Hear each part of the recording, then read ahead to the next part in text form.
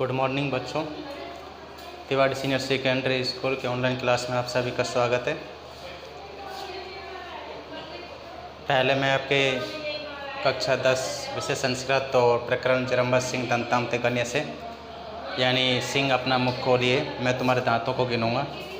इसके 2 वीडियो मैं पहले डाल चुका हूं, यानी 2 पार्ट पहले अपलोड कर चुका हूं, वो आपको समझ आ गए होंगे। मैं अब तीसरा वीडियो यहाँ पर डाल रहा हूँ।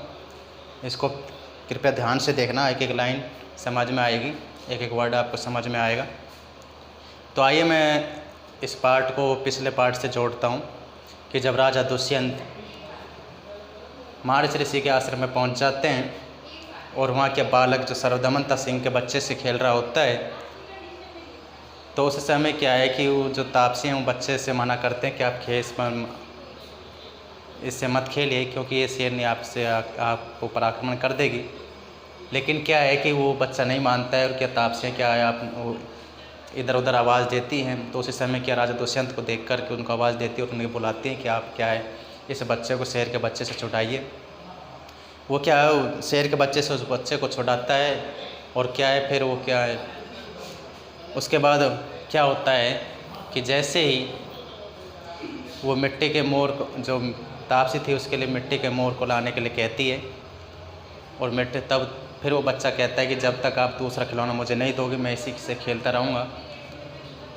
फिर वो क्या है कि जो राजा दुष्यंत होता है वो उस बच्चे की माता के बारे में पूछताछ करना चाहता है कि इसकी माता कौन है। तो देखिए उसने कहा कि जो इसकी माता है ये क्या इसमें मार्च ऋषि के आश्रम में इन्होंने जन्म दिया था। तो उसी से जब कहता है कि ये तो द्वितीय आशा जनने वाला जो हुआ है कि ये आशा बधाने वाला, ये जो दूसरा है जो आशा बधाने वाला जो शब्द है कि मुझे आशा बंधा रहा है। तो देखिए आगे क्या होता है कि राजा दुष्यंत क्या कहता है। आगे राजा दुष्यंत जी कहते हैं कि जो प्रकरण अपना चल रहा है कक्षा 10 विषय संस्कृत और प्रकरण जरम्बा सिंह दंताम ते गण्य से, यानी सिंह अपना मुख खोलिए मैं तुम्हारे दांतों को गिनूंगा। ऐसा कौन कहता है? बालक सर्वदमन कहता है। जो किसका बालक था? राजा दुष्यंत का ही था। ठीक है, तो राजा है जो देखिए क्या कहता है, सारी बातें सुन लेता है और वहाँ पर क्या उनसे बातचीत चल रही होती हैं। और जो तापसी से वो फिर राजा के देखिए क्या कहता है अपने आप में। जब उनकी बातों को सुनता है राजा दुष्यंत तो देखिए क्या कहता है राजा दुष्यंत। अब बारे यानी मुँह हटा लेता है, थोड़ा इधर उधर मुँह कर लेता है, फेर लेता है। और हंत बड़े अफसोस की बात है, द्वितीयम इदम आशा जन्म, और द्वितीय मन दूसरा इदम मन ये आशा जन्म मन आशा बधाने वाला है। और दूसरा क्या है कि ये जो बात दूसरी जो ये बातें बता रही हैं ये क्या है मुझे आशा बधाने वाली लग रही है कि मुझे कुछ उम्मीद लग रही है, कुछ उम्मीद जान लग रही है। क्या कुछ उम्मीद हो रही है मुझे। प्रकाशम फिर थोड़ा प्रकाश रूप कहता है, स्पष्ट रूप से कहता है। देखिए अथ सा तत्र भवती किम आखस्य राजर्षि पत्नी, अथ इसके बाद सामन वह तत्र भवती मन श्रीमती किम आखस्य मन किम नाम के राजर्षि मन राजा ऋषि की पत्नी मन पत्नी है। और राजा दुष्यंत है जो उन जो तापसी थी उनसे कहता है कि वह जो श्रीमती है किस राजऋषि की कि कौन से राजऋषि की क्या है पत्नी है, क्या किस नाम का ऐसा राजऋषि है, ऐसा कौन सा राजा है, उस राजा का क्या नाम है जिसकी श्रीमती या जो ये पत्नी है किस नाम के राजा की पत्नी है। ठीक है, दूसरा कहने का मतलब है कि वह जो श्रीमती है यह किस नाम के राजा की पत्नी है। ठीक है, तापसी कहती हैं कह तस्य धर्मधार परित्यागिनो नाम संकीर्तुम चिंत्यसिति, यानी तापसी कहती है कैमन कौन, तस्य मन उसका धर्म त्याग यानी धर्मदार परित्यागनो यानी धर्म पत्नी का परित्याग करने वाले का नाम है मन, नाम संकीर्त मन लेने की बात चिंतित मन सोचेगा, यानी कौन उस धर्म पत्नी का त्याग करने वाले का नाम बात लेने की सोचेगा। अर्थात ऐसे व्यक्ति का जिसने अपने पत्नी का ही त्याग कर दिया हो, ऐसे व्यक्ति का नाम लेने की बात कौन सोचेगा। अर्थात ऐसे व्यक्ति कोई भी नाम लेना नहीं चाहेगा। ऐसा कौन कह रहा है? तापसी कह रही है।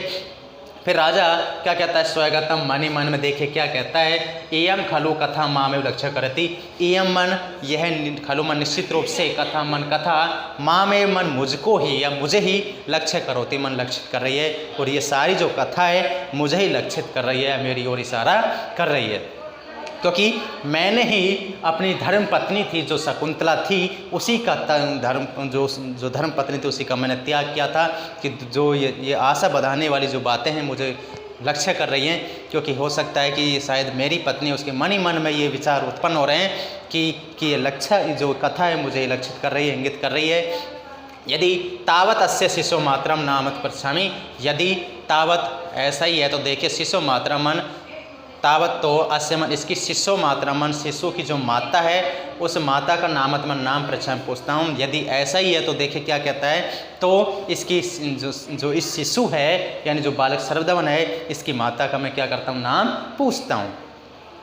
अथवा अनार्य परदार व्यवहार, लेकिन उसके मन में फिर एक बात आती है कि अनार्य मन आर्य उचित नहीं है, परदार मन दूसरे की पत्नी के व्यवहार में या दूसरे की पत्नी का नाम आदि पूछने में ये व्यवहार है जो आर्य उचित नहीं है, यही बात ठीक नहीं है। यानी दूसरे की पत्नी के बारे में नाम पूछना ये क्या है, अच्छी बात नहीं है, ये आर्य उचित नहीं है, ठीक नहीं है। लेकिन आजकल के जो व्यक्ति क्या होते हैं, अपनी पत्नी का नाम याद ना रख करके दूसरी की पत्नी का नाम जरूर याद रखेंगे, पूछने की लालसा भी रखेंगे कि फलानी की पत्नी का नाम क्या है। लेकिन ऐसा नहीं है। राजा दुष्यंत ये कहता है, उसके मन में विचार आ रहा है कि दूसरे की पत्नी के बारे में ऐसा विचार करना, ऐसा व्यवहार करना आर्य उचित नहीं है, मुझे ठीक नहीं लग रहा है।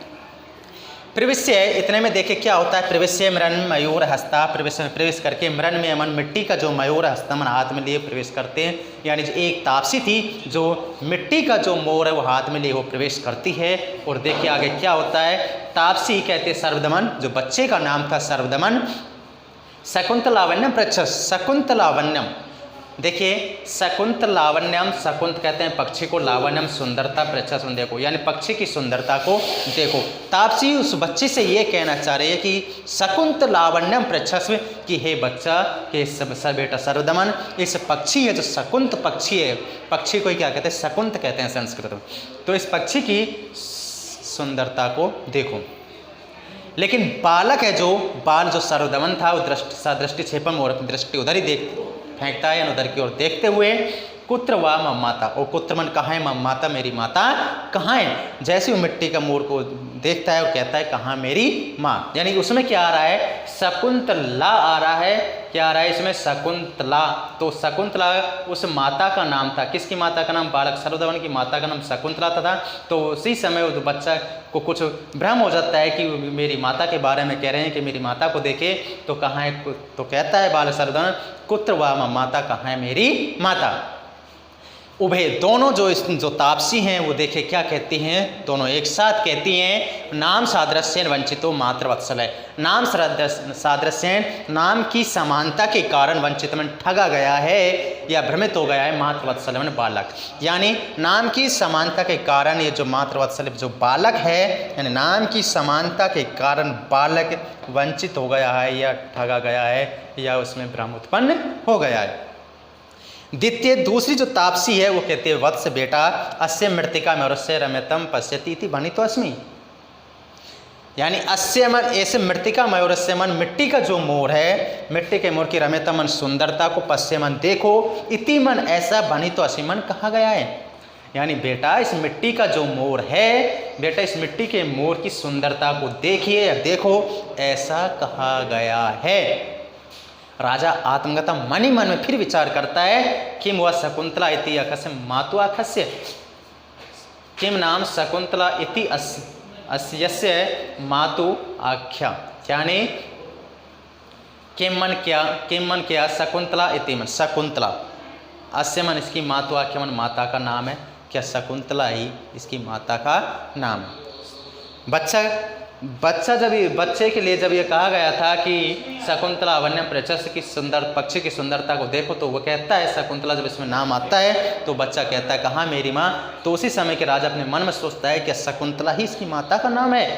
संति पुनर्नाम ध्येय सादृश्य, फिर उसके मन में एक विचार आता है, संति होंगी, पुनर्नाम ध्येय, नाम ध्येय सादृश्य, नाम की समानता, नाम ध्येय सादृश्य में नाम की समानता, पुनर्भवती मन बहुत सारे होते हैं, या नाम की समानता के जो व्यक्ति होते हैं वो बहुत सारे होते हैं।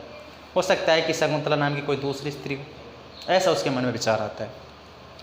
फिर बालक कहता है माता रोस्ते, मैं ऐसे भद्र मयूर है, रोजते मन अच्छा लग रहा है, मैं मन मुझे ऐसे मन ये भद्र मयूर मन मोर, जो ये मोर है तापसी से कहता है वो बच्चा है कि ये मोर मुझे बहुत ही अच्छा लग रहा है, ठीक लग रहा है।